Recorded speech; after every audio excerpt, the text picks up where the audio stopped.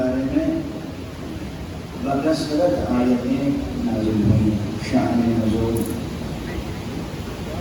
میں جملہ ان آیتوں کی ایک آیت یہ بھی ہے کہ میں نے تلاوت کی سورہ مبارکہ ابراہیم، سورہ مبارکہ مریم میں ارشاد الہی ان الذین آمنوا وعملوا الصالحات، بے شک جو لوگ ایمان لائے اور ان میں عمل صالح انجام دیے، اللہ سبحانہ و تعالی، اللہ کو میں ترجمہ کر رہا ہوں، آیت میں لفظ رحمان ہے، سیجعل لہم الرحمن ودا، وہ ذات رحمان ان کے لیے ایک عظیم مودت، ایک عظیم محبت کا سرچشمہ جاری کر پائے گا. اس آیت میں بہت سے متون ہیں اور تفسیر میں بہت سے مراتب ہیں، مراحل ہیں.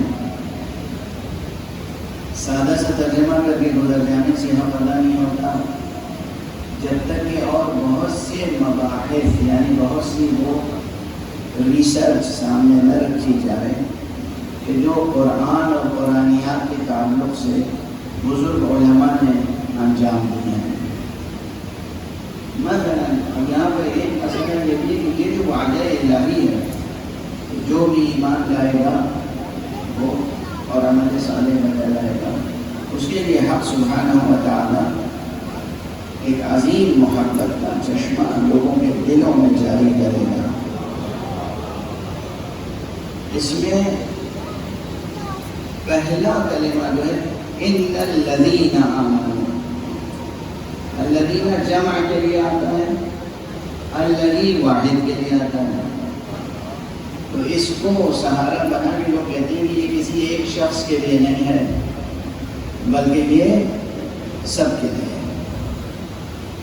لیکن وہ یہ نہیں جانتے کہ قرآن مجید کا ایک خاص اسلوب ہے. سب سے پہلی مثال جو اللہ نے اپنی ذات کے تعلق سے قائم کر دی ہے وہ ایک ہے، واحد ہے، احد ہے، فرد ہے، صمد ہے. اس کی یکتائی اور اس کی وحدانیت پر کتنی دلیلیں ہیں اور کتنا زور دیا گیا ہے، مگر وہ ایک ہوتے ہوئے اپنے لیے جمع کی لفظیں استعمال کرتا ہے.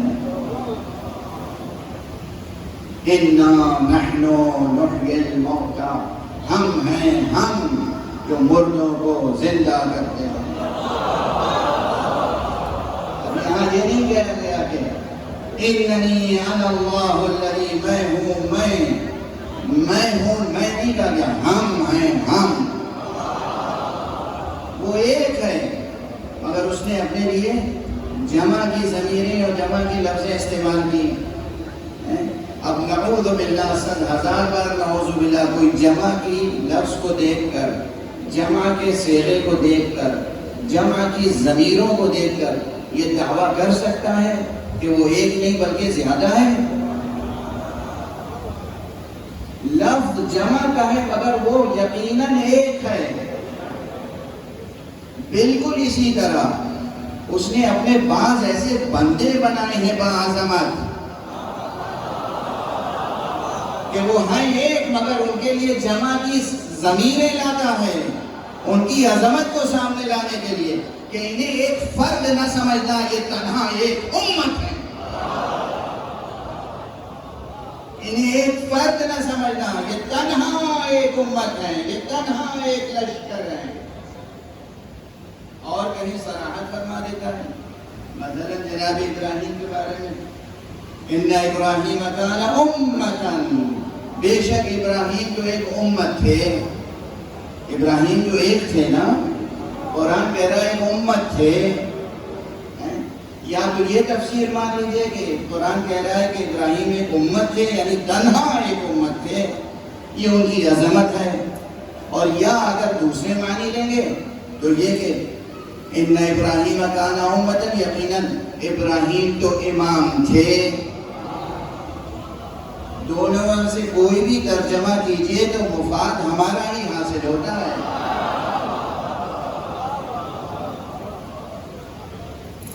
چونکہ لفظ امت کا ترجمہ بعض جلیل القدر علماء نے امام سے کیا ہے. اسی طرح جو آئے ولایت ہے وہاں بھی الذین ہے. انما ولیکم اللہ ورسولہ والذین آمنوا الذین یقیمون الصلاة ویؤتون الزکاة وهم راکعون. الذین ہی ہے مگر مراد ایک ذات ہے. جس طرح وہاں الذین سے مراد ایک ذات ہے ویسے یہاں ان الذین آمنوا وعملوا الصالحات سیجعل لهم الرحمن ودا. وہ جو ایمان لانے والے ہیں جو عمل صالح بجا لانے والے ہیں عن قریب. اب میں نے عن قریب کا اضافہ کیا یعنی عن قریب سے مراد پھر اور وضاحت کروں کہ میرے ذہن میں کیا ہے اور کیا استفادہ کیا ہے میں نے ایسا یعنی اسی دنیا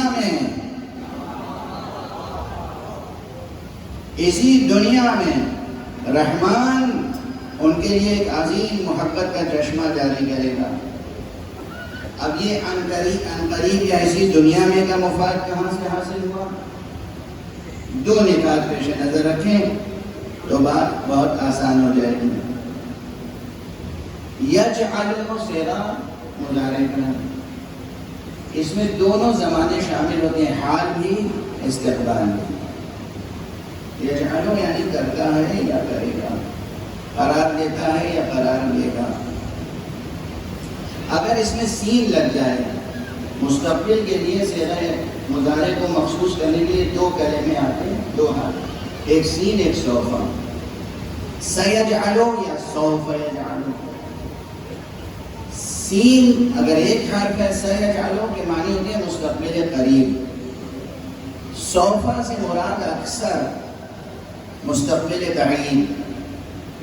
یہاں ایک دو مستقبل قریب کا کلمہ استعمال ہے. اگر مستقبل بعید ہوتا تو ہم سمجھتے کہ آخرت کی بات ہو رہی ہے لیکن مستقبل قریب کا مسئلہ اس کے معنی ہے کہ اسی دنیا کی بات ہو رہی ہے. اور پھر مزید استحکام اس خیال کو کہاں سے پیدا ہوتا ہے؟ اللہ سبحانہ و تعالیٰ نے یہی فرمایا ہے کہ ان الذین آمنوا وعملوا الصالحات سیجعل لهم اللہ. کہ یہ عام لفظ ہے اللہ اسم جلالہ. سیجعل لهم الرحیم نہیں سیجعل لهم الرحمن. اب جو لوگ علم عرفان کی بنیادی مطالب سے آگاہ ہیں وہ جانتے ہیں کہ یہ دنیا عالم ظاہر یہ ہے مظہر اسم مبارک رحمان. آخرت ہے مظہر اسم مبارک رحیم.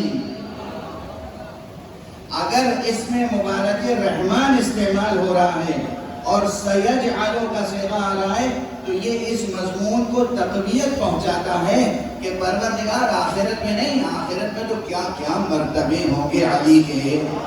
دنیا دیکھتی رہے گی دنیا دیکھے گی کہ یہاں غدیر کے منبر کا جو مولا ہے وہ وہاں بھی اس کی مولائی کی شان کیا ہوگی. لیکن اس دنیا میں بھی حق سبحانہ و تعالیٰ نے کہا یہیں اسی دنیا میں ہم اپنے اس بندے کے لیے جو ایمان لانے والا ہے جو عمل صالح بجا لانے والا ہے لوگوں کے دلوں میں محبت کا عشق کا ایک چشمہ جاری کر دیں گے. یہاں تک بات پہنچ گئی. آپ حضرات بیدار ہیں ماشاءاللہ اور ایک بلندر صلوات پڑھ دیجیے.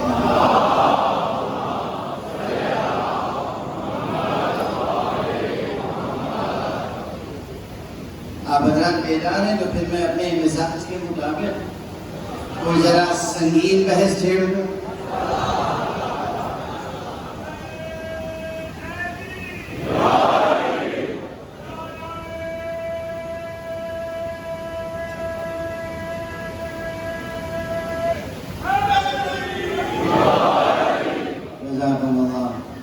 دیکھیے یہ جو میرا اسلوب ہے اور طریقہ کار ہے یہ ایک حسن ظن پر بھی قائم ہے اور حسن نیت پر بھی. حسن نیت میری طرف سے اور حسن زن آپ کی نسبت سے. عموماً یہ روش چل پڑی تھی کہ ممبروں سے حکیمانہ فلسفیانہ یا گہری عمیق علمی بحثیں نہیں پیش کی جاتی تھی کہ یہ عوام الناس ان کے سامنے کیا بیان کریں.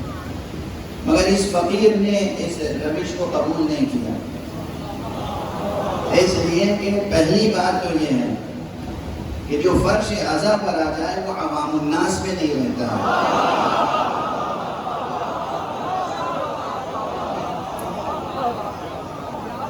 جو فرش اعضاء سید الشہداء پہ آئے، جو مجلس حسین میں شرکت کے لیے آئے، میں اسے عوام الناس میں گننے کے لیے تیار نہیں ہوں. اس مجلس خاص میں آنے والا کوئی عامی کیسے ہو سکتا ہے؟ ہاں یہ ضرور ہے کہ جو آ گیا ہمیں اس کا احترام بھی لازم ہے، اور اگر عرفاً وہ اہل علم میں سے نہیں ہے، جانتے ہیں کوئی پروفیسر ہے، کوئی سائنٹسٹ ہے، کوئی جج ہے، کوئی قانون داں ہے، کوئی عالم دین ہے، کوئی طالب علم ہے، کوئی مزدور ہے، کھیتوں میں کام کرنے والے مزدور ہیں، بازاروں میں کام کرنے والے معمولی کام کرنے والے حضرات ہیں، یہ ہیں انہوں نے جا کر رسمی تعلیم حاصل نہیں کی، لیکن وہ کون سی کشش ہے جو انہیں لے کے اس مسجد میں اس مجلس میں لائے. وہ جو ایک اجمالی جوہر ایمان ہے نا، وہ بہت بڑی قوت ہے. اس ممبر پر آنے والے کی ذمہ داری یہ ہونی چاہیے کہ وہ اس اجمال کو تفصیل سے بدل دے، وہ ایسی گفتگو کرے کہ وہ شمع اور فروزہ ہو جائے. تو اس لیے میں آپ حضرات سے حسن ظن رکھتا ہوں، اور اپنی ذات سے جو کوئی ایسا حسن ظن نہیں ہے، لیکن اس ممبر سے مجھے حسن ظن ہے کہ اس ممبر کی نسبت کس سے ہے. اس دنیا میں، اس عالم میں تمام حرمتیں نسبت سے قائم ہوتی ہیں. حرمتیں، قداست، عظمت نسبتوں سے قائم ہوتی ہے. کس کی نسبت کس سے ہے؟ وہی مشہور شعر علامہ اقبال کا، اسی کو آپ یاد کر لیں دوہرا دیں. کی وفا تو نے محمد سے تو ہم دے رہے ہیں. یہ کیا ہے؟ نسبت ہی تو ہے. سرکار رسالت مآب صلی اللہ علیہ وآلہ وسلم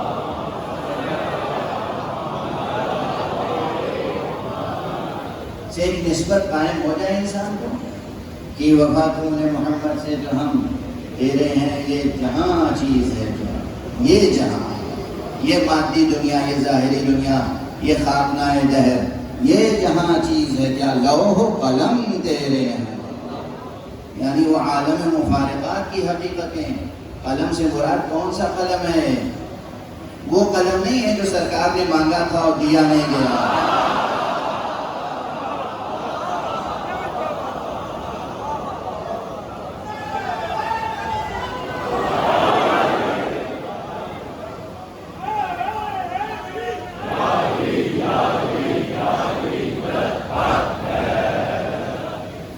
یہ وہ قلم نہیں ہے جو آپ نے طلب کیا دیا نہیں گیا. یہ وہ قلم ہے جو آپ سے کبھی جدا نہیں ہوا.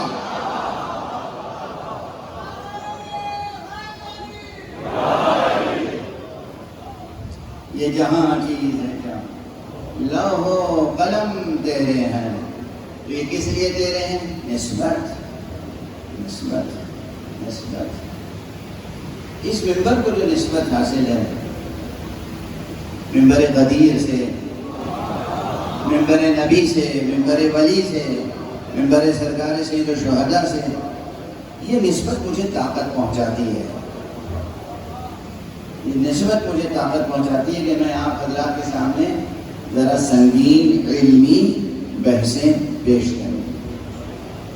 اگر کل کی تقریر اذہان عالیہ میں محفوظ ہے، آپ کے ذہنوں میں ہے، تو میں عرض کروں گا کہ اس آیت میں جو ہماری اور آپ کی زندگی سے مربوط ایک بہت بڑی بات ہے، وہ یہ ہے کہ بہرحال ایمان اور عمل صالح دونوں کی عظمتیں اگر نگاہ میں ہوں، کل عرض کر چکا ہوں کہ ایمان کی عظمت بہت زیادہ ہے. ایمان باللہ، اس کی عظمت، اہمیت، قدر و قیمت، ارزش، ویلیو بہت زیادہ. یہ ایمان ایک طرف، عمل صالح ایک طرف. خود عمل صالح کی قدر و قیمت بہت ہے. کل مثالیں عرض کر چکا ہوں آیت قرآن کی. ایمان اور عمل صالح ایک طرف، اس کی جزا میں، اس کے انعام میں پروردگار کیا دے رہا ہے؟ ود، یعنی حب. یہاں اس فرق کو، اس بحث کو چھیڑنے کی گنجائش نہیں ہے کہ حب میں اور ود میں کیا فرق ہے.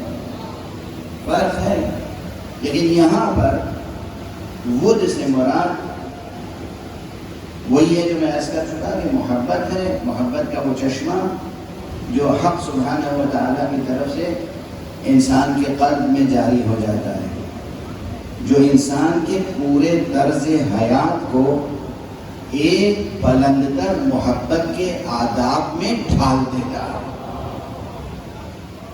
میرے جملے یاد رکھیے، اس میں بہت بڑی بحث سمٹی ہوئی ہے کہ وہ محبت کا چشمہ، اس خاص محبت کا چشمہ جاری ہوتا ہے جو انسان کے پورے وجود کو، اس کے اخلاق، اس کے عادات، اس کے اقوال، اس کے کردار کو، اس کی گفتار کو، اس کی رفتار کو ایک خاص محبت کے سانچے میں ڈھال دیتی ہے. وہ محبت. اگر یہ استفادہ جو میں نے کیا تو اس کے بعد اب بحثیں قائم کرنا چاہتا ہوں. اصل جس چیز کی طرف آپ کی توجہ دلانی ہے وہ یہ کہ یہ ود، جو یہاں پر یہ بھی بریکٹ میں کر دوں کہ ود الگ ہے، ود الگ ہے. واؤ کے اوپر زبر کے ساتھ ود جو ہے یہ بت کا نام ہے. قرآن مجید میں ابھی آیا ہے ودم وسواعا. ود ایک بت کا نام ہے، اور اسی سے وہ تھا عمرو ابن عبد ود. اسے عمرو ابن عبد ود نہ کہا کیجیے. ود اور ود میں فرق یہ ہے کہ ود کو علی ابن ابی طالب توڑ کے ریزہ ریزہ کرتے ہیں، ود کو توڑ دیتے ہیں، ود کو خلق کرتے ہیں. ود محبت ہے. یہ اس لیے وضاحت کر دی کہ بعض ہمارے نوجوان ذاکرین جو عربی سے واقف نہیں ہے وہ عمرو ابن عبد ود کہہ دیتے ہیں. عبد ود نہ کہیے، عبد ود ہے وہ، ٹھیک ہے نا. جس کو میدان خندق میں امیر المومنین علیہ الصلوۃ والسلام نے جہنم کی آخری خندق میں بھیجا تھا. وہ عمرو ابن عبد ود ہے. اور یہاں جو بحث ہے وہ ود ہے. اب تو نہیں بھولیں گے، بالکل مکتبی انداز سے گفتگو ہو گئی. یہ ود ہے، ایک خاص محبت. یہ جو خاص محبت ہے اس پر اگر آپ غور کرتے چلے جائیں تو آپ کو وہ دولت مل جائے گی جسے دولت بیدار اخلاق توحیدی کہتے ہیں. یہ ترکیب یاد رکھیے کہ تمام انسانوں کو ایک چیز کی ضرورت ہوتی ہے، وہ ہے اخلاق، حسن اخلاق. پیغمبر اکرم صلی اللہ علیہ وآلہ وسلم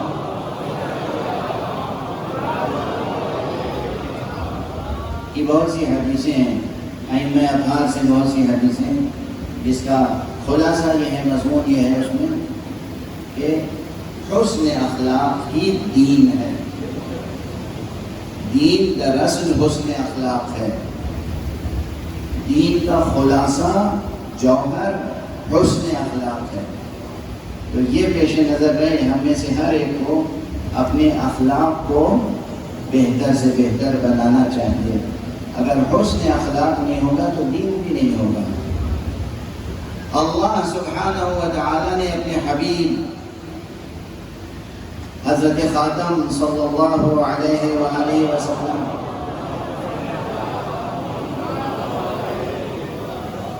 کی مدح و ستائش جو فرمائی ہے، اور اللہ نے جو نعتیں لکھی ہیں قرآن مجید میں، اس میں ایک عظیم نعت یہی ہے سورہ مبارکہ قلم میں، اِنَّكَ لَعَلَىٰ خُلُقٍ عَظِيمٍ، بے شک آپ تو خلق عظیم کے درجے پر فائز ہیں۔ تو اگر وہ خلق عظیم کے درجے پر فائز ہیں تو ہمیں بھی حسن اخلاق کے مراتب پر فائز ہونا چاہیے، اگر ان کا امتی رہنا ہے۔ یہ جو اخلاق ہے، جو علم اخلاق میں جب آپ پڑھیں گے، علم اخلاق کے نام سے لکھی جانے والی کتابیں، اس میں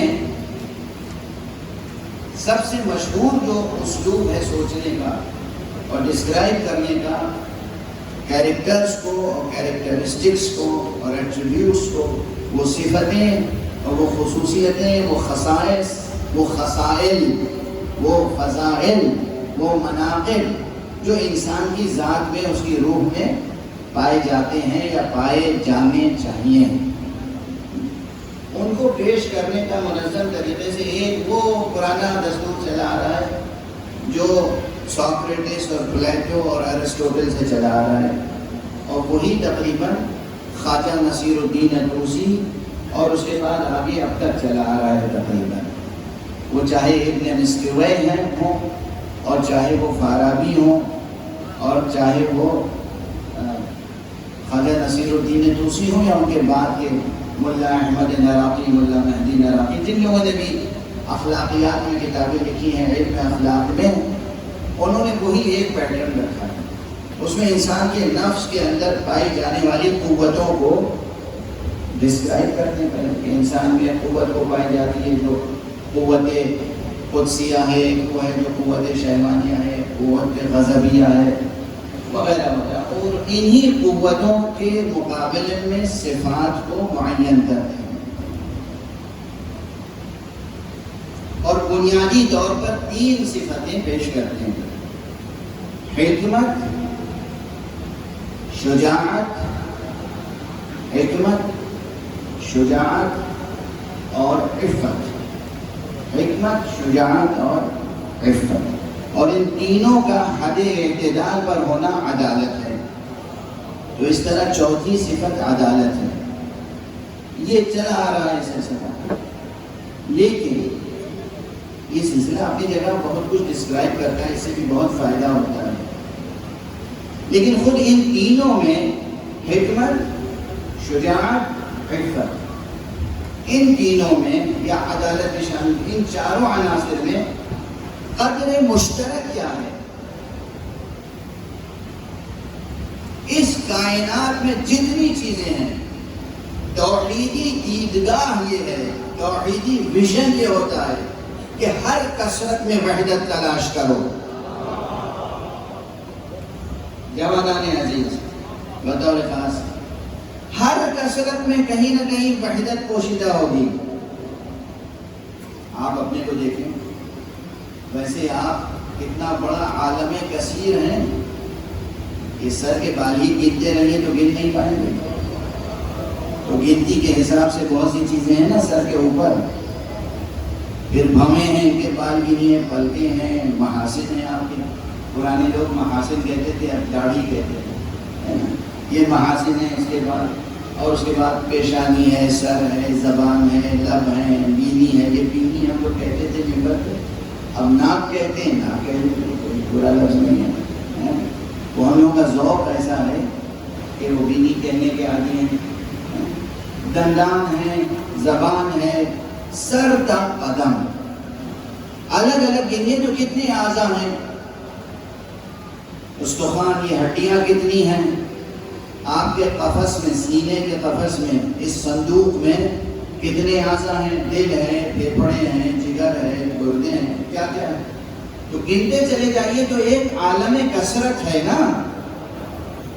مگر اللہ نے اس عالم کثرت کو بنایا ایسا ہے کہ آپ ایک وحدت نظر آتے ہیں۔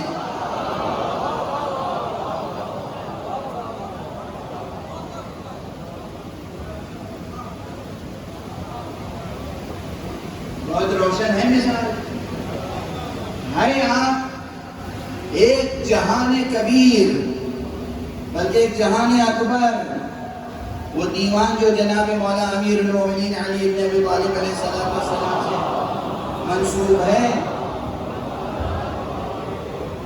اس میں قطع ہے اور اس میں ایک شعر یہ ہے، 4 ابیات کا قطع ہے قطعہ، لیکن اس میں ایک شعر ایسا ہے جو بہت مشہور ہے، میں بھی آپ کے سامنے کبھی پڑھ چکا ہوں گا 8-10 برس پہلے، کہ اتزعم انک جرم صغیر وفیک انطوی العالم الاکبر، کیا تم اپنے آپ کو ایک چھوٹا سا مادی جرم سمجھتے ہو؟ جرم نہیں کہہ رہا ہوں، جرم ایک چھوٹا سا جسم سمجھتے ہو اپنے کو، ایک حقیر سا وجود سمجھتے ہو اپنے کو مادی؟ تمہارے اندر تو عالم اکبر پوشیدہ ہے۔ ہر انسان کو اس کی عظمت یاد دلائی ہے امیر المومنین علیہ السلام نے۔ انبیاء اللہ کی طرف سے اور ائمہ اللہ کی طرف سے اور اولیاء اللہ کے جو ہوتے ہیں، ان سب کا ایک ہی مشن ہوتا ہے کہ انسان کو اس کی عظمت عطا کی جائے۔ آپ حقیر نہیں ہیں، آپ ذلیل نہیں ہیں، آپ بہت عزیز ہیں اور آپ بہت عظیم ہیں۔ بار بار اس سفر میں کہہ رہا ہوں کہ ایک مرد مومن کی حرمت اللہ کی نگاہ میں خانہ کعبہ سے بڑھ کر ہوتی ہے۔ یہ سبق سن کے بھلا نہ دیا کیجیے، اپنی عظمت بھی یاد رکھیے اور دوسروں کی بھی۔ جب بھی کسی پر غصہ آئے تو حد میں غصے کا اظہار کیجیے گا، اس کی تحقیر، تذلیل، توہین، اس کا حق اللہ نے آپ کو نہیں دیا۔ ایک دوسرے کا احترام کریں، ایک دوسرے کا احترام کریں آپس میں۔ بہرحال تو آپ کی مثال اگر سامنے رہی کہ آپ کے اندر ایک عالم اکبر پوشیدہ ہے اور بظاہر ایک بڑی کثرت ہے جو ایک وحدت نظر آتی ہے، تو جس طرح یہ خلق آپ کی، ظاہری خلقت آپ کی یہ کثرت ہے اس میں لیکن وحدت نظر آتی ہے، اسی طرح اس کے اندر، اس ہارڈ ویئر کے اندر جو سافٹ ویئر ہے، وہ جو پروگرام اخلاقی آپ کی فطرت میں ودیعت کیا گیا ہے، اس میں بھی کثرت ہے صفات کی۔ آپ کے اندر صفتوں کی کثرت ہے، اس کثرت کو جمع کر کے 4 میں تو ارسطو نے منحصر کیا۔ جیسے آپ شجاعت ہے اور حکمت ہے اور عفت ہے اور عدالت ہے، میں کہتا ہوں 4 پہ آ کے بات رک کیوں گئی؟ بات اس نقطے تک پہنچنی چاہیے جہاں چھپی ہوئی وحدت آشکارا ہو جائے۔ تو اب یاد رکھیے اس فقیر کی یہ بحث، اگر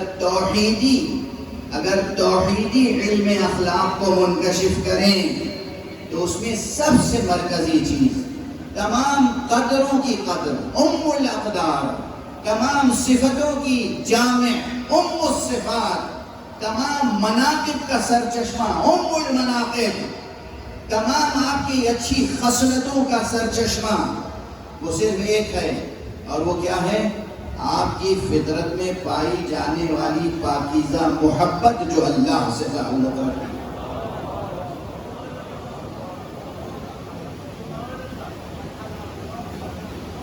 محبت سمجھ میں آئی؟ محبت کی قدر و قیمت اکثر عرض کر دیتا ہوں کہ لوگ ہر زبان میں محبت کا لفظ تو آتا ہے، مگر لاکھوں میں کوئی ایک محبت کے معنی جانتا ہو تو مقام شکر ہے۔ نہیں جانتے، یعنی کس چیز کو محبت کہتے ہیں؟ محبت اس مادی جسم کی ایک مخصوص کیفیت کا نام نہیں ہے، محبت اس جسم کی کشش کا نام نہیں ہے، محبت ایک نوری حقیقت ہے، محبت نور ہے، اور محبت اللہ سبحانہ و تعالی نے آپ کی فطرت میں ودیعت کی ہے۔ یہ نور آپ کی فطرت میں موجود ہے، جو نور صرف آپ کو حق سبحانہ و تعالی سے ملاتا ہے۔ اللہ سے جو رشتہ مخلوق کا قائم ہوتا ہے وہ غلامی کی بنیاد پر نہیں، جبر کی بنیاد پر نہیں، قہر کی بنیاد پر نہیں، وہ صرف اور صرف محبت کی بنیاد پر ہے، اور وہ محبت پہلے سے آپ کی فطرت میں نہفتہ و پوشیدہ ہے۔ وہ محبت کہیں بازار سے نہیں ملتی، وہ محبت محبت کہیں بازار میں دستیاب نہیں ہوتی. نور محبت آپ کے نور فطرت کا جز ہے، اور وہ محبت جو آپ کے نور فطرت کا جز ہے، وہ محبت صرف آپ کو کس سے جوڑتی ہے؟ پہلے مرتبے میں اللہ سے. دیکھیے ذرا درخت کا، اس شجر اخلاق کا پورا نقشہ ذہن میں آ جائے. بچوں کو یاد رہ جائے اس لیے ایک مثال عرض کرتا ہوں. بہت پہلے جب میں بھی بچہ تھا تو مجھے شوق ہوا بوٹینیکل گارڈن دیکھنے کا. اور وہ اس ملک میں کلکتے میں مٹیا برج میں، جہاں سبطین آباد امام باڑہ ہے اور جہاں نواب واجد علی شاہ کو لے جا کے رکھا گیا تھا، اور وہاں بھی انہوں نے اپنے عیش و عشرت کے لیے کوئی محل نہیں بنایا تو ایک مسجد بنائی، ایک امام باڑہ بنایا، ایک امام برگاہ بنایا. وہاں ایک بہت بڑا بوٹینیکل گارڈن ہے، اس میں لوگ لے گئے مجھے، اور ساتھ میں اچھے گائیڈ تھے، سائنس کے استاد تھے. وہ ایک درخت کے نیچے لے گئے اور کہا کہ یہ درخت اتنا بڑا ہے اور اس کی شاخیں اوپر سے دوبارہ زمین میں جا کے بالکل جڑ کی مانند ہو گئی ہیں، دور تک پھیلا ہوا یہ درخت. انعام دوں گا اگر تم بتا دو اس کی اصلی جڑ کون سی ہے.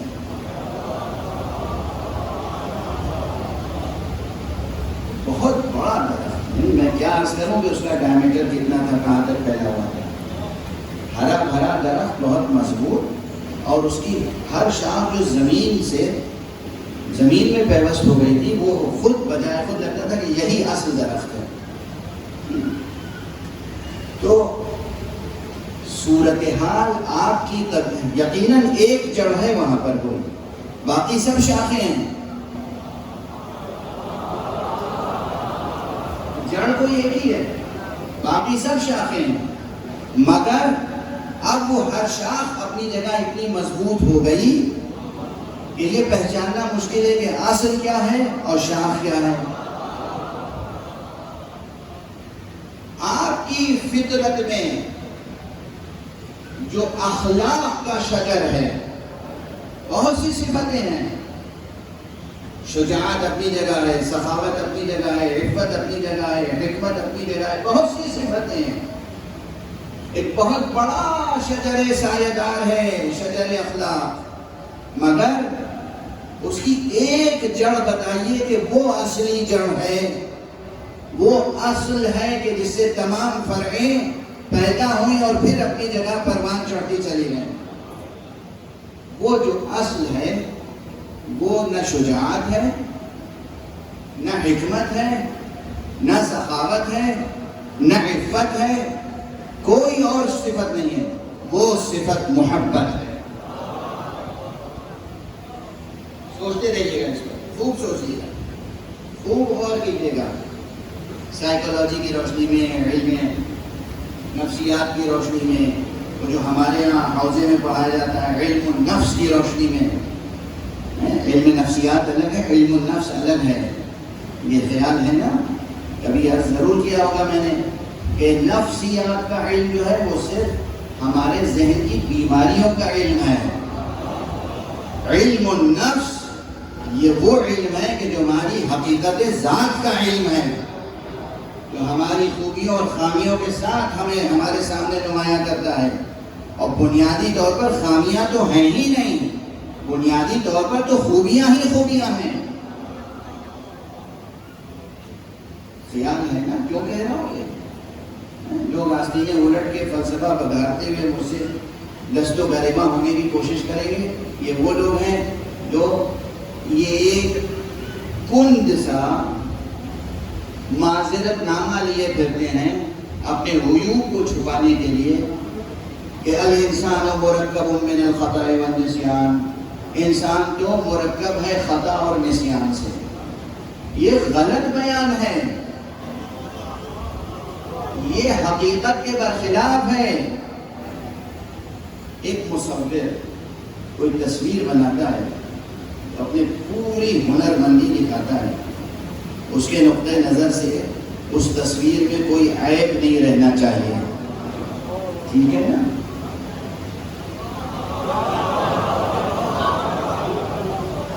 آپ میں سے کوئی شخص، کوئی آرکیٹیکٹ ہے، وہ گھر بناتا ہے، محل بناتا ہے، مسجد بناتا ہے، قلعہ بناتا ہے، کچھ بناتا ہے، اپنے اعتبار سے وہ کوشش کرتا ہے کہ کوئی عیب نہ باقی رہے، کوئی ایک چھوٹا سا بھی عیب نہ ہو۔ ہمارا اور آپ کا اور ہماری فطرت کا بنانے والا پروردگار ہے کہ جو معصوم ہے، جو عالم ہے، حکیم ہے، قادر ہے۔ ممکن کیسے ہے کہ وہ کوئی چیز بنائے اور پہلے ہی سے بنیادی طور پر اس میں خامیاں پائی جائیں؟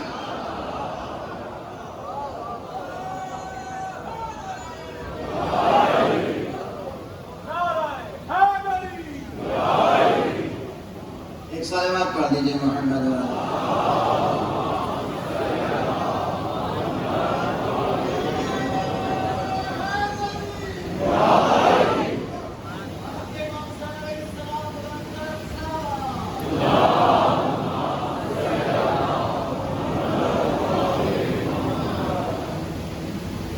بچوں برقرار ہے۔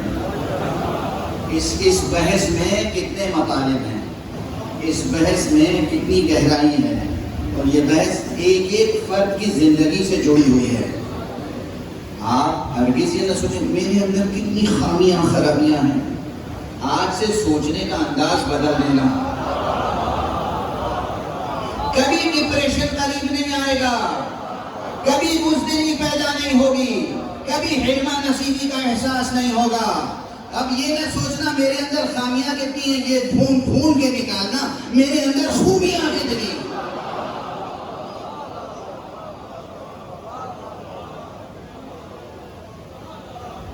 دیکھیے کتنا بعد بعید ہے، کتنا بعد مشرقین ہے، کتنا فاصلہ ہے ان معلم اخلاق، اس معلم اخلاق میں جو کہتا ہے ہر وقت اپنے عیب کو دیکھا کرو، اور اس فقیر کی بات میں جو کہتا ہے ہر وقت اپنی خوبیاں پروان چڑھایا۔ اندھیرے ٹٹولتے رہو گے تو اندھیرے میں رہ جاؤ گے، روشنیاں بکھیرو گے تو اندھیرے خود ہی مٹ جائیں گے۔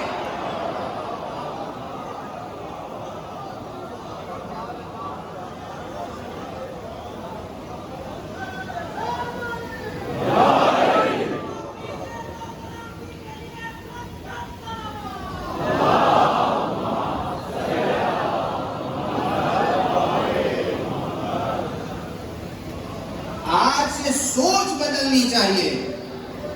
مجلس میں آئے ہو تو سوچ لے کے وہ چھوڑ دو، مجلس سے جاؤ۔ حسین کی مجلس ہے، علی کی مجلس ہے، اہل بیت کی مجلس ہے، قرآن کی مجلس ہے۔ سوچ بدل جائے، ایک انقلاب آ جائے۔ اپنی کمزوریاں نہ ڈھونڈو، اپنے اندر چھپی ہوئی اچھائیاں ڈھونڈو، اسے پروان چڑھاؤ۔ یہ دیکھو اللہ نے میرے اندر کیا کیا خوبیاں دی ہیں، کیا قوتیں دی ہیں، کیا فیکلٹیز ہیں، کیا خصائل ہیں۔ اللہ نے مجھے بنایا ہے نا، تو وہ کوئی خراب چیز تو بنائے گا نا۔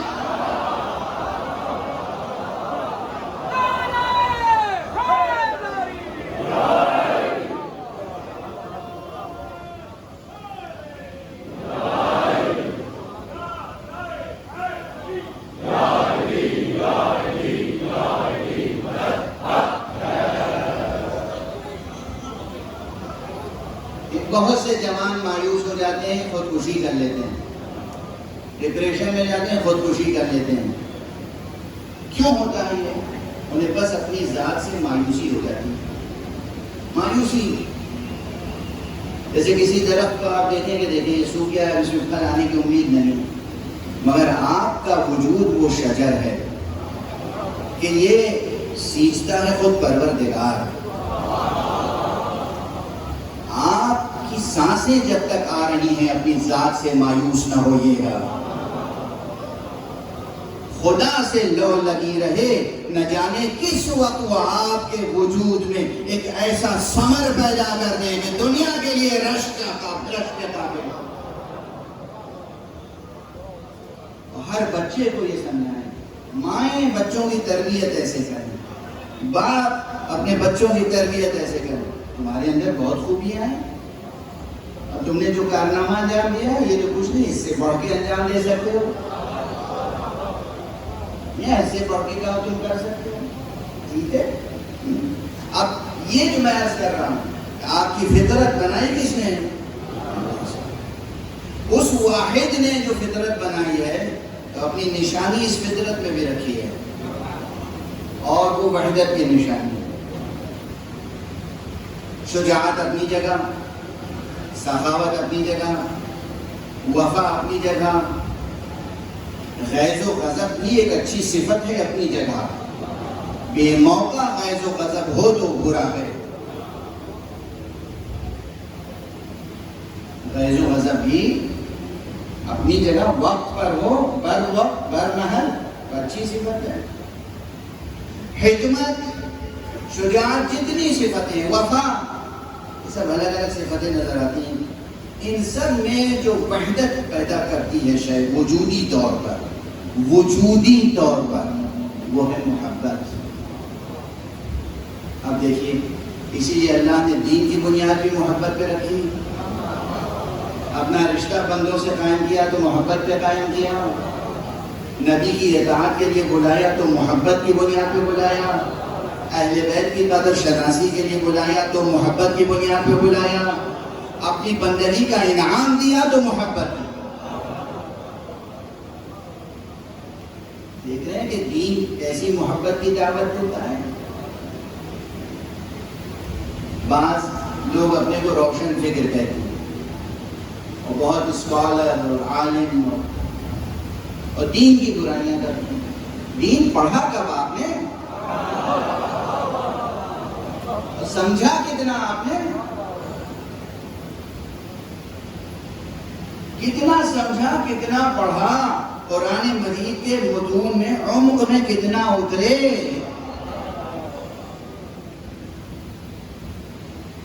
یہ قرآن مجید ہے جو آپ کی فطرت میں پوشیدہ جوہر محبت کی قدر و قیمت آشکارا کر رہا ہے.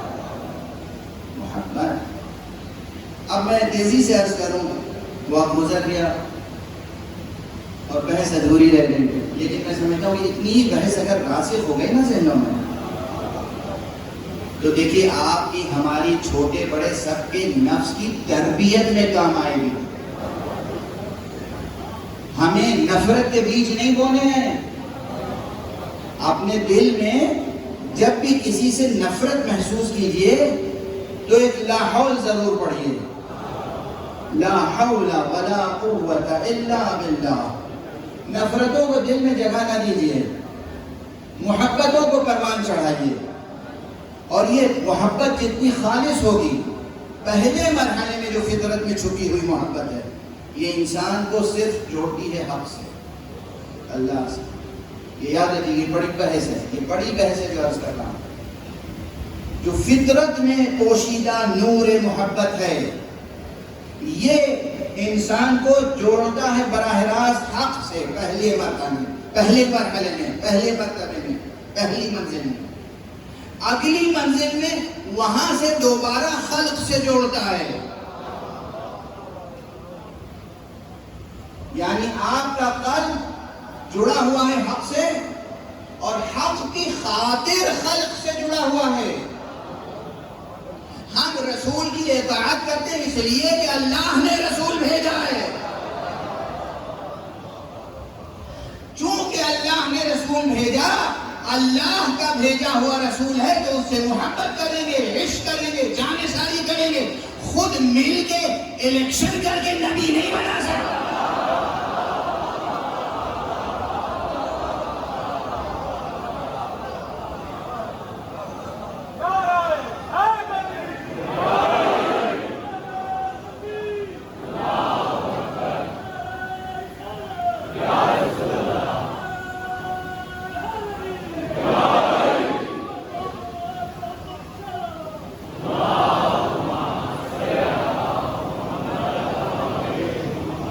یہ بنیادیں ہیں عرفان کی، یہ بنیادیں ہیں سچے صحیح تصوف کی، یہ بنیادیں ہیں سیر و سلوک کی، یہ بنیادیں ہیں توحید اور اخلاق توحیدی کی. ہماری آپ کی فطرت میں، فطرت سلیمہ میں جو جوہر محبت ہے، جو نور محبت ہے، پہلے مرحلے میں وہ آپ کو جوڑتا ہے نور. اس سے کہ جس نے اعلان کیا ہے اللہ نور السماوات والارض، اللہ ہی آسمانوں اور زمینوں کا نور ہے، اس سے جوڑتا ہے، اس کی نسبت سے پھر ہر ایک سے جوڑتا ہے۔ رسول اللہ نے بھیجا، ہمارے لیے قابل تعظیم، واجب التعظیم۔ امام اللہ نے مقرر کیا تو واجب التعظیم، مقدس، محترم، اس کی حرمت ہے۔ ہم مل کے کسی کو بھی بنا لیں، اس کی کیا حرمت ہے؟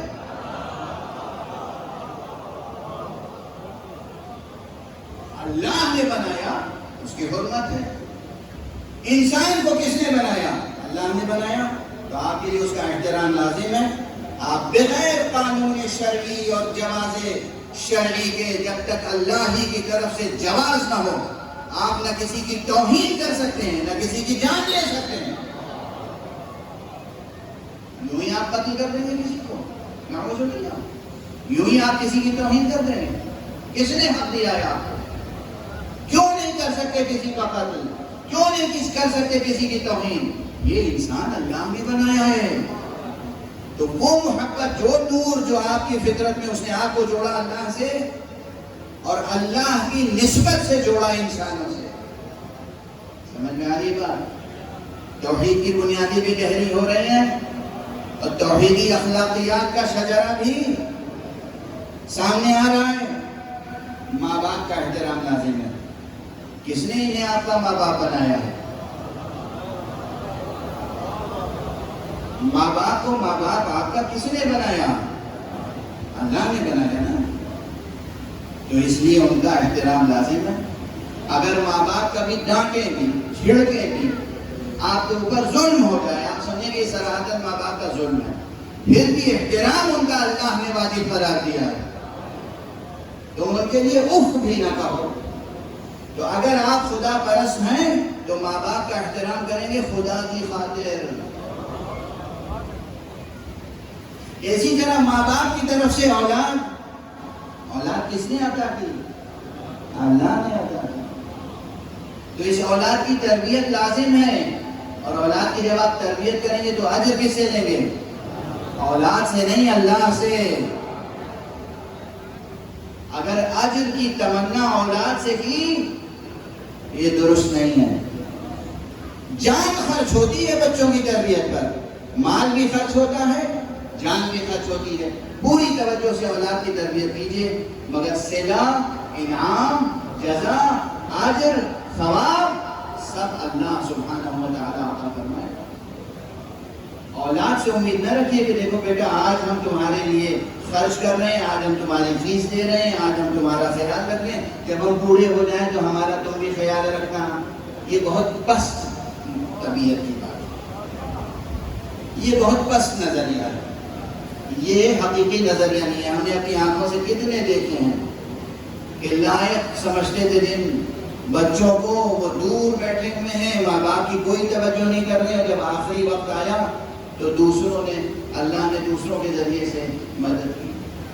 یہ معاشرے میں عام ہو گئی یہ بات۔ تو بہرحال واضح ہے یہ مقدمہ، اب یہ بحث واضح ہو گئی۔ پہلے مرحلے میں نور محبت اللہ سے جوڑتا ہے، دوسرے مرحلے میں یہی نور محبت جو اللہ سے جوڑتا ہے، وہ اللہ کی تمام خلقت سے حسب حیثیت جوڑتا ہے۔ یعنی جس کا جتنا رتبہ ہے فطرت میں اس کو وہی رتبہ ملتا ہے۔ سیاسی سلوگن کچھ بھی بنا لو، مگر جو علی ہوتا ہے وہ علی ہوتا ہے۔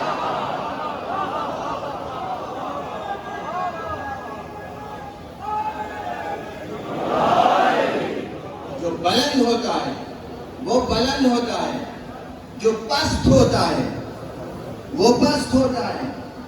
یہ فطرت، آپ کی فطرت اگر صاف اور شفاف ہے تو یہ فطرت اس نور فطری کی روشنی میں، نسبت حق سبحانہ و تعالی کی روشنی میں ہر مخلوق کو اس کا حق ادا کرتی ہے۔ یہ فطرت، باپ کو باپ سمجھنا، ماں کو ماں سمجھنا، بیٹے کو بیٹا سمجھنا، بیٹی کو بیٹی سمجھنا، بیوی کو بیوی سمجھنا، شوہر کو شوہر سمجھنا، پڑوس کو پڑوس سمجھنا، انسان کو انسان سمجھنا، حیوان کو حیوان سمجھنا، اور حیوان سمجھ کے بھی اس پر ظلم نہ کرنا۔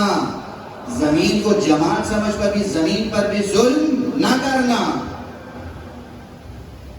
زمین پر بھی ظلم نہ کرنا۔ مجھے تو بعض مواقع پر وہ لوگ جو ملک چلاتے ہیں، مملکتیں چلاتے ہیں، ان سے یہ کہنا پڑتا ہے کہ ملک کی آسائش اس طرح ہونی چاہیے۔ ایک شاعر نے 2 مصرے کیا عظیم کہے ہیں، اردو کا ایک شاعر ہے، مگر وہ کہہ گیا ہے کہ ہرا شجر نہ سہی خشک گھاس رہنے دے، ہرا شجر نہ سہی خشک گھاس رہنے دے، زمین کے جسم پر کوئی لباس رہنے دے۔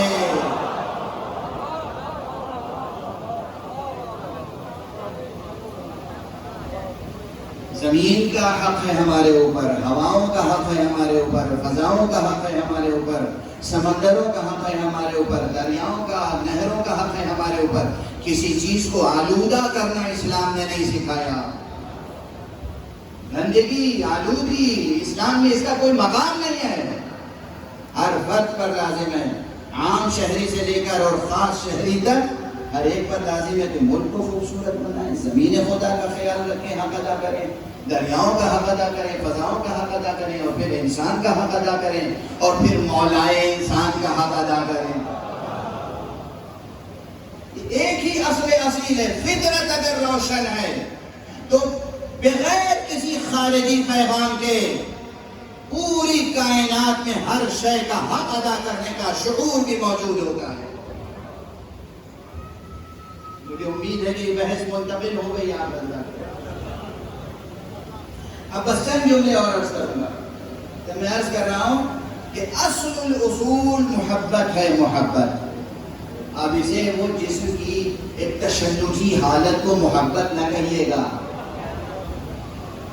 وہ محبت نہیں ہے، وہ محبت نہیں ہے، وہ غریزہ انسانی میں سے ایک غریزہ ہے، وہ محبت نہیں۔ محبت ایک نور ہے، محبت مادی حقیقت نہیں ہے، محبت ایک نور ہے، مجرد نور جو آپ کو اللہ سے جوڑتی ہے۔ یہ محبت، یہ نور اللہ سے جوڑتا ہے، اور پھر اللہ کی نسبت سے، یعنی یہاں پر میں عرفا کی ایک اصطلاح کو اپنے انداز سے استعمال کر رہا ہوں کہ جب فطرت آپ کی اپنی فطری نور کی روشنی میں آپ کی ذات کو ملاتی ہے ذات حق سے، تو یہ ہے قوس صعود، یہ خود ایک قوس صعود ہے۔ اور پھر جب اللہ کی ذات کی نسبت سے تمام مخلوقات سے آپ جڑتے چلے جاتے ہیں، یہ ایک خاص قوس نزول ہے۔ وہ قوس صعود اور قوس نزول کی تعریف اپنی جگہ جو علماء نے اپنی کتابوں میں کی ہے وہ محفوظ ہو اپنی جگہ۔ ایک سفر آپ نے اوپر کیا اور پھر ایک سفر حق کی طرف سے خلق کی طرف کیا۔ واضح ہو رہی ہے بات؟ جو اس سفر کو اس طرح انجام دیتے ہیں ان کی شان ہی کچھ اور ہوتی ہے، ان کی شان ہی کچھ اور ہوتی ہے۔ اور اب یہاں ٹھہر کر ایک بس اب اشارے میں 2-3 لفظیں ہیں۔ میں نے کہا جتنے اخلاقی صفات ہیں، شجاعت الگ، وفا الگ، سخاوت الگ، حکمت الگ، ان سب میں جو الاقدار ہے، ایک وہ حقیقت نوریہ، وہ نوری حقیقت جس سے کہ سب انوار صفات پیدا ہوئے، وہ ہے کیا؟ محبت۔ تو نسبت کیا ہے؟ حکمت کسے کہتے ہیں؟ حقیقت میں معشوق کو پہچاننے کا نام حکمت ہے۔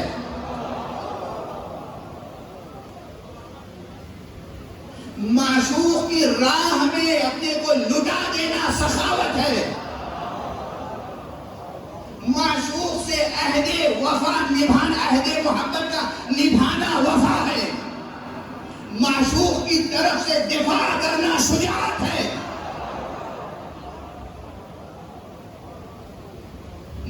معشوق کی مرضی کے خلاف کچھ نہ کرنا عفت ہے۔ اب دیکھیے ہر صفت کی نئی تعریف سامنے آتی چلی جا رہی ہے، لیکن نقطہ اشتراک موجود ہے، نقطہ اشتراک موجود ہے۔ اور بڑی بحث ہے جو گزارش کر دی میں نے آج آپ کے سامنے۔ آپ اس چیز کو دوسرے انداز سے نہیں پیش کر سکتے، اگرچہ یہ فقیر پہلے کسی موقع پر علم کو بنیاد بنا کر بھی ایک بحث پیش کر چکا ہے، لیکن آج جو بات عرض کی ہے کہ حکمت، شجاعت، سخاوت، عفت، وفا، کتنی صفتیں ہیں اخلاق کی جو علم اخلاق میں پڑھاتے ہیں، اور پھر یہ بتاتے ہیں کہ بھئی اگر یہ صفت کم ہے تو اسے بڑھائیں کیسے، اور یہ صفت زیادہ ہے تو گھٹائیں کیسے. یہ سب علم اخلاق کی ریاضیات پڑھیے گا، مفید ہے، پڑھیے گا. مگر اگر یہ سبق یاد رہ گیا جو میں عرض کر رہا ہوں اس وقت، نور محبت کو اس طرح پروان چڑھائیے کہ اس نور محبت کی روشنی میں اپنی تمام محنت اور بذل جہد کے ساتھ، اپنی تمام قد و کاوش کے ساتھ ذات معشوق کو پہچاننے کی کوشش اور پہچان لینا ہی حکمت ہے. حکمت اور کچھ نہیں ہے، حکمت اور کچھ نہیں ہے سوائے اللہ شناسی کے، سوائے وجود شناسی کے. اور اگر اللہ شناسی اور وجود شناسی ہی عین حکمت ہے، عین حکمت ہے، تو پھر یہ تعریف ذہن میں رہے کہ نور محبت کی روشنی میں معشوق کو پہچاننے کا نام حکمت ہے. معشوق سے عہد وفا نبھانے کا نام، عہد محبت نبھانے کا نام وفا ہے. معشوق کی راہ میں بذل کا نام سخاوت ہے. معشوق کے دشمنوں سے مقابلے میں جمے رہنے کا نام شجاعت اور ثبات قدم ہے. اور کچھ بھی کریں اگر یہ مرکزی چیز محفوظ ہے تو پھر ذات معشوق سے غفلت کبھی نہیں ہوگی. گھمسان کی جنگ ہو رہی ہو، تلواروں سے تلواریں ٹکرا رہی ہوں، مگر جب وقت آئے گا معشوق کو یاد کرنے کا تو میدان جنگ میں بھی علی ابن ابی طالب نماز پڑھتے ہوئے نظر آئے.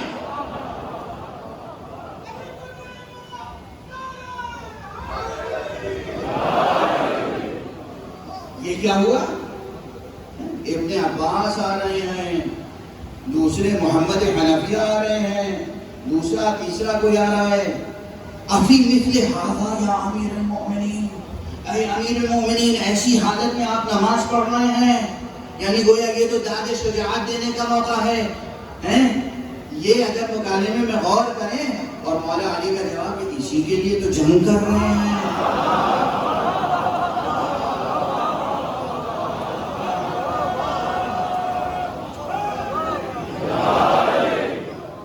معشوق حقیقی کے دشمنوں سے مقابلہ ہے اور معشوق ہی کو بھول جائیں.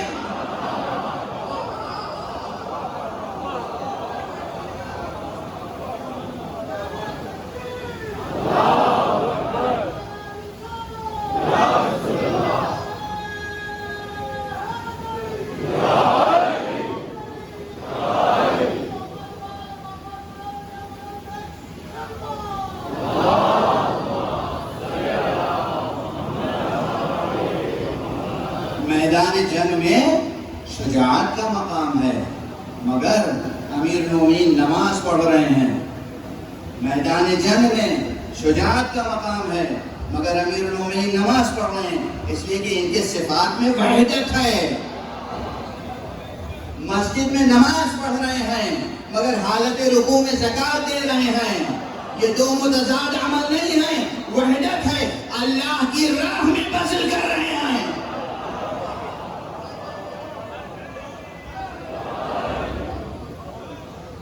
وحدت ہے، صفات میں وحدت، عالم صفات میں وحدت، عالم صفات میں وحدت. اگر اس بحث کو جاری رکھوں تو غالباً ابھی کئی گھنٹے گفتگو ہو سکتی ہے صرف مثالی کردار معصوم سے، مگر اب طاقت نہیں ہے. اشارے کر دیے آپ کی خدمت. سخاوت الگ صفت سمجھی جاتی ہے نا، لیکن سخاوت کر رہے ہیں کہاں؟ حالت رکوع میں نماز پڑھ رہے ہیں. جو لوگ توحید توحید توحید سے لفظ دہراتے ہیں اور توحید کی حقیقت سے واقف نہیں ہیں، وہ اعتراض کرتے ہیں بھلا نماز میں زکوٰۃ دینے کا کوئی محل ہے؟ آپ کو کیا معلوم کہ کس عمل کا کیا محل ہے؟ آپ کا بھی کوئی محل اعراب ہے؟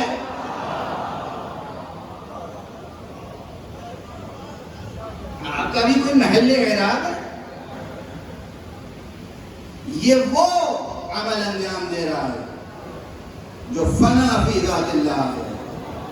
جسے رسول نے کہا ہے کہ علی ممسوس فی ذات اللہ،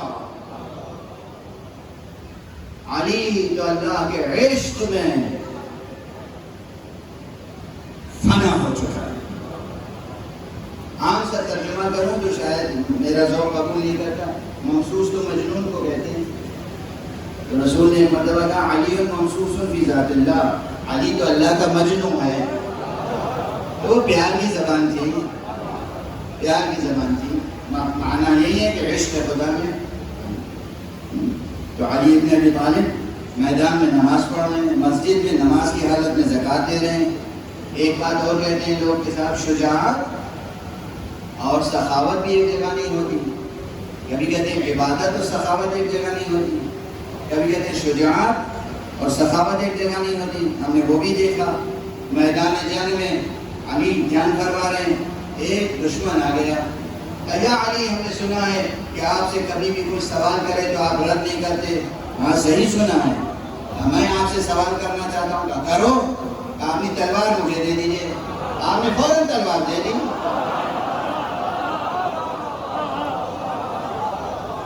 اب ایک ہاتھ میں اس کی اپنی تلوار، ایک ہاتھ میں مولا علی کی تلوار. اب وہ کہتا ہے آپ کو اب مجھ سے کون بچانے والا ہے؟ آپ نے فرمایا وہی جس نے اب تک تجھ کو مجھ سے بچا دیا تھا.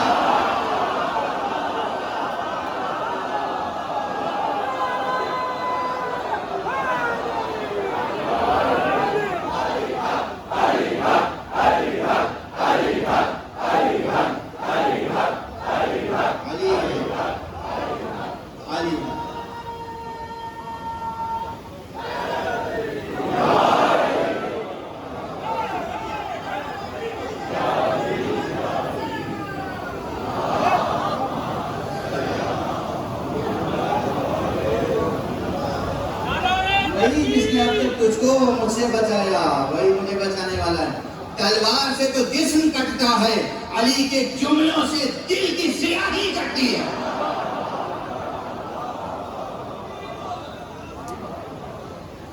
تلوار سے، نیزے سے، گرز سے تو پتھر کے بت توڑے جاتے ہیں، علی کے لہجے کی دھار سے دل و دماغ کے بت توڑے جاتے ہیں.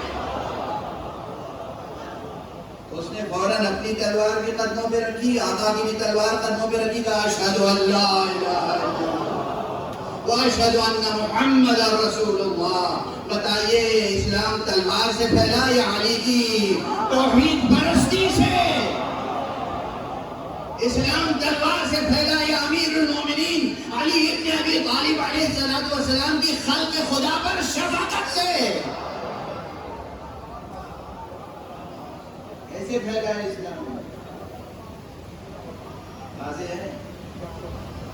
تو بس بات یاد رہے کہ اصل الاصول، ام الاقدار، ام الفضائل، ام المناقب، ام الخصائل محبت ہے. محبت ہے. اپنے دلوں کو چشمہ محبت بناؤ. نفرت کی کوئی گنجائش نہیں. کسی سے بھی نفرت نہ کرو، کسی سے بھی نفرت نہ کرو، کسی سے بھی نفرت نہ کرو.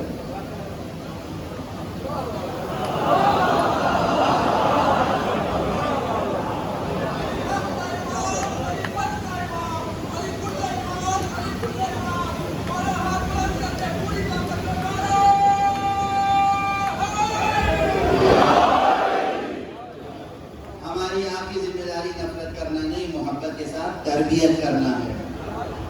جو معرفت نہیں رکھتے خدا کی، جو معرفت نہیں رکھتے رسول کی، جو معرفت نہیں رکھتے اہل بیت کی، ان کی معرفت میں اضافہ کرنا ہے. یہ ذمہ داری ہے ہماری آپ کی. نفرت کرنا ہمارا کام نہیں ہے. جو محبت کے لائق نہیں ہیں ان سے یہ نور محبت متعلق ہوتا ہی نہیں ہے. یہ جملہ بھی، اس کی گہرائی بھی سمجھے نہیں سمجھے. بھائی الیکٹرک کرنٹ جو ہے یہ کہاں سے گزرتا ہے؟ جہاں تک کنڈکٹر ملتا ہے اسے، وہ ایلیمنٹس جن میں کنڈکشن ہوتا ہے، اس میں الیکٹرون ٹریول کر سکتے ہیں، کرنٹ گزر سکتا ہے، اسی میں سے گزرتا ہے۔ اگر لوہا ہے، لوہے کی ایک چھڑ ہے تو اس میں تو دوڑ جائے گا کرنٹ، اور اس کے آگے آپ لکڑی جوڑ دیجئے تو کرنٹ وہیں رک جائے گا۔ ٹھیک ہے نا؟ ہمارا حال بھی یہی ہے، ہم سب سے عشق کرتے ہیں، اب کچھ ایسے ہیں جو عشق کے قابل ہی نہیں ہے، یہ دل ان سے جڑتا ہی نہیں۔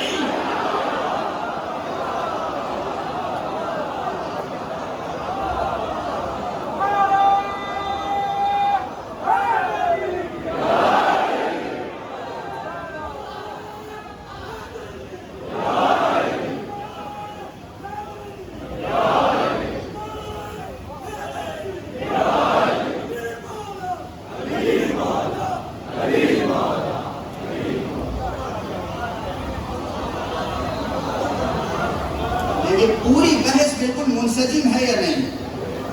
دل میں جو اصلی فطری محبت ہے، نور محبت ہے، سب سے پہلے جوڑتی ہے کس سے؟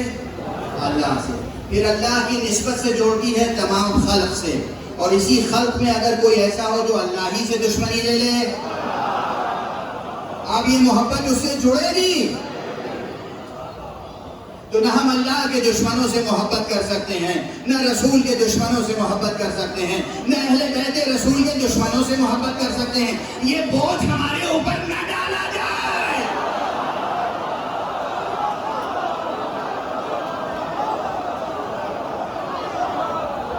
ممکن نہیں ہے ہمارے لیے، ہم سے چاہتے ہو لکڑی سے کرنٹ گزارے،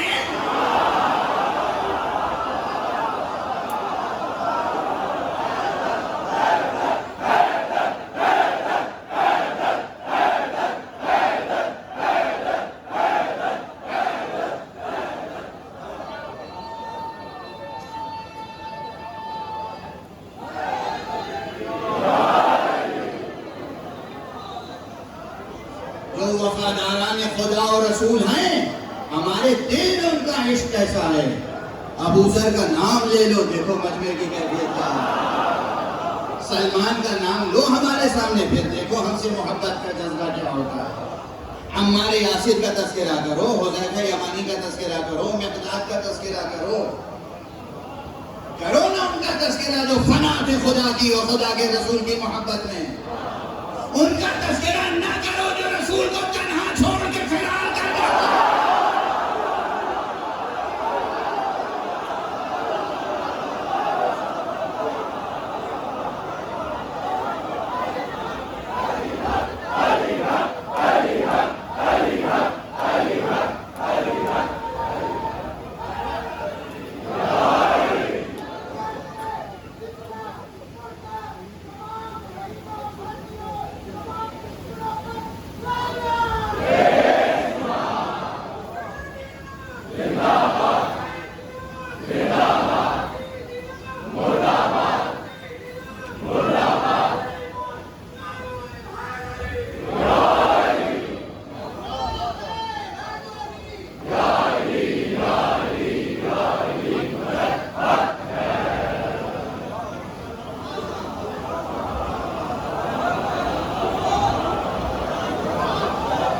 ہم تو ایک علمی بحث کر رہے تھے، ہم جو اپنی آپ کی نفس کی تربیت کی بات کر رہے تھے، مگر کوئی علمی بحث اور کوئی تربیتی بحث ختم ہی نہیں ہو سکتی جب تک کہ باب علم تک پہنچ نہ جائے، جب تک کہ معلم انسانیت کی بارگاہ تک پہنچ نہ جائے۔ محبتیں کرنا سیکھو، محبت کی روشنی میں معشوق کو پہچانو، معشوق کا دفاع کرو، یہی شجاعت ہے، معشوق سے عہد نبھاؤ، یہی وفا ہے، معشوق کی راہ میں مال اور جان خرچ کرو، یہی سخاوت ہے، معشوق کو پہچاننے کی کوشش کرو، یہی حکمت ہے۔ اصل اصول اقدار اخلاقیہ صرف محبت ہے۔ اسی لیے محبت پہلے خلق کر دی دل میں، خلق کی، اور پھر حق سبحانہ و تعالیٰ کو علم تھا یہ انسان ہے۔ بہرحال انسان کا وجود سطح وجودی کے لحاظ سے کمزور ہے، تو یہ دنیا میں جا کے دار غفلت میں کھو جائے گا۔ خاک نائے دہر کی خاک اڑ اڑ کے اس کے چشمے پر بیٹھتی چلی جائے گی تو چشمے کے اندر جو آب حیات ہے وہ چھپ جائے گا۔ اس لیے اللہ سبحانہ و تعالی نے الگ سے تشریح کے طور پر مودت اور محبت کو واجب بھی قرار دے دیا۔ اندر بھی محبت ہے، باہر سے حکم بھی آیا محبت کا، قُلْ لَا أَسْأَلُكُمْ عَلَيْهِ أَجْرًا إِلَّا الْمَوَدَّةَ فِي الْقُرْبَى۔ یہ جو کوشش ہے یہ اس لیے کہ اگر دنیا کا غبار بیٹھتا چلا جائے اور وہ فطری محبت کا نور بجھنے لگے تو آل محمد سے مودت کر کے اس نور کو خروش کرو۔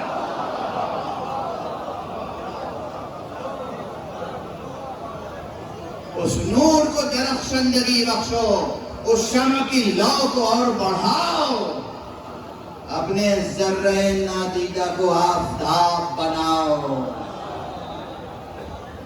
یہ ہے قرآن۔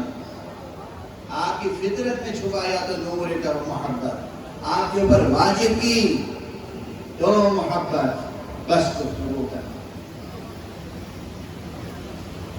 جو اللہ کے وفادار نہیں ہیں ہم ان سے محبت نہیں کر سکتے،